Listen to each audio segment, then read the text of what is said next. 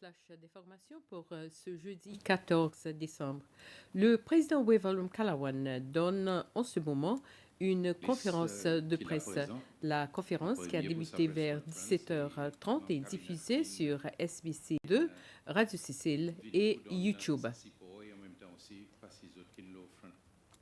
La Banque mondiale va aider le gouvernement à évaluer les dommages et les pertes suite aux catastrophes du 7 décembre. L'équipe sera dans le pays du 13 au 22 et déjà au pays, depuis le 13 jusqu'au 22 pour aider le gouvernement à mener une évaluation rapide des dommages et des pertes. L'équipe de la Banque mondiale a rencontré les ministres Nadi Hassan, Billy Rangasamy, Devika Vidot et Rosemary Waro.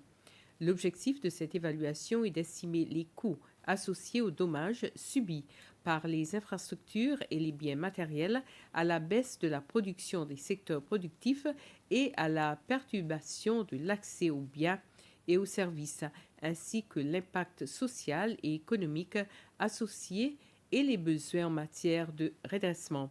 Elle fournira également des bases stratégiques pour la planification, la prioritisation et la programmation du relèvement et de la reconstruction à court et à long terme. L'équipe évaluera les impacts des inondations et de l'explosion. L'ambassadeur de Koweït auprès des Seychelles, Moubarak Al-Sehayan, a rendu cet après-midi une visite de courtoisie au président Waverlum Calawan à State House. M. Al-Sehayan a dit que les discussions ont porté sur plusieurs sujets sans donner plus de précisions. L'ambassadeur koweïtien a exprimé ses sympathies au peuple séchellois suite aux inondations et l'explosion survenue à l'entreprise CCCL la semaine dernière. Monsieur Al-Sehayan a été reçu cette semaine par le ministre des Affaires étrangères et du Tourisme, Sylvestre Radegon, à la maison Kyo de Kassi. Les deux diplomates ont discuté des moyens de renforcer la coopération entre les deux pays, notamment la possibilité de signer un accord général de coopération qui fournira un mécanisme de collaboration dans de divers domaines bénéfiques. La coopération dans le domaine du tourisme figurait également parmi les questions discutées.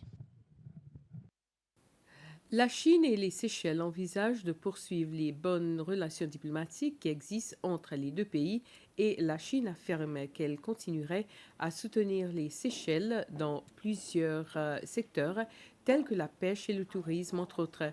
C'est la déclaration de la nouvelle ambassadrice de Chine auprès des Seychelles, Li Ennan, après avoir présenté ses lettres de créance au président Waverlum Calawan à State House ce matin.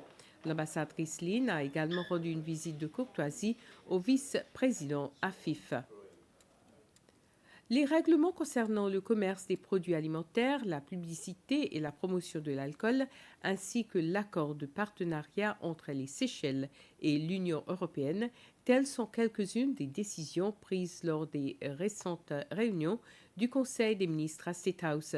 Ces réunions à State House ont eu lieu les 6 et 13 de ce mois. Lors de ces réunions au début de ce mois, le Conseil des ministres a approuvé le projet d'un nouveau règlement sur l'importation et l'exportation de produits alimentaires. Et le Conseil des ministres a annulé la réglementation concernant les certificats sanitaires pour l'importation de produits alimentaires. L'objectif principal de la réglementation est d'accroître la protection de la santé publique ainsi que le commerce équitable.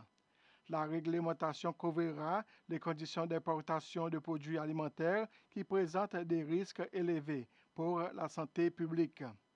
Préoccupé par les conséquences graves que l'abus d'alcool a sur le pays, le gouvernement a approuvé le projet d'un règlement qui régularise la publicité et la promotion de l'alcool. Le Conseil des ministres a exhorté les médias d'État à cesser immédiatement la publicité pour l'alcool. Lors de sa réunion à State House, le Conseil des ministres a également approuvé la ratification de l'application provisoire de l'accord de partenariat entre l'Union européenne et les membres de l'Organisation des États d'Afrique, des Caraïbes et du Pacifique. Ce nouvel accord de partenariat entrera en vigueur le 1er janvier 2024 et remplacera l'accord de partenariat de Cotonou qui prendra fin le 31 décembre 2023. La signature de l'accord permettra aux Seychelles de continuer à bénéficier de la coopération en cours avec l'Union européenne. Ainsi termine ce flash. Merci de l'avoir suivi. À plus.